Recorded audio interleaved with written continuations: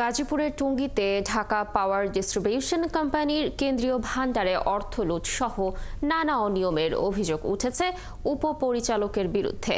টানা 10 বছর ধরে আছেন একই চেয়ারে। আরও অভিযোগ রয়েছে, প্রথম শ্রেণীর কর্মকর্তাকে দায়িত্ব না দিয়ে কাজ করানো হচ্ছে তৃতীয় শ্রেণীর কর্মচারীদের দিয়ে। সেই সাথে অনিয়ম, ব্যবস্থাপনা ও দুর্নীতি সংক্রান্ত 14টি অভিযোগ উঠেছে তার বিরুদ্ধে। ইকবাল আহমেদ সরকারের তথ্য ছবিতে প্রতিবেদন।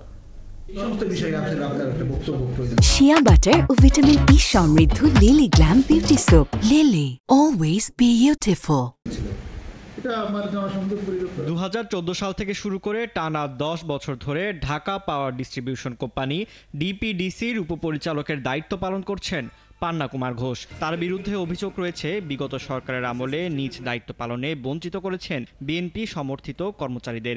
নিম্নপদস্থ কর্মচারীকে দেয়া হয়েছে উপরের পদের কর্মকর্তার দায়িত্ব। এছাড়া অগ্নিকাণ্ড ও চুরির অভিযোগ রয়েছে তার বিরুদ্ধে। অফিসের সরকারি গাড়ি নিজের বাসায় রেখে পরিবারের কাজে ব্যবহার করেছেন তিনি। আবার সেই গাড়ির জন্য প্রতি মাসে প্রায় 12,000 টাকার গ্যাস, 3,500 টাকার তেলের বিল, এমনকি সরকারি গাড়ি চালকের গড়ে 100 ঘন্টার ওভারটাইমের বিল উত্তোলন করেছেন। আমার পদের জুনিয়র তাকে দিয়ে আমার অফিসার বানায় দেয়। মানে এই যে বলমতো দিছে, কে দিছে? দায়িত্ব নিতে পারতো না, যার যে উপযুক্ত কাজ সেই কাজ দিত না।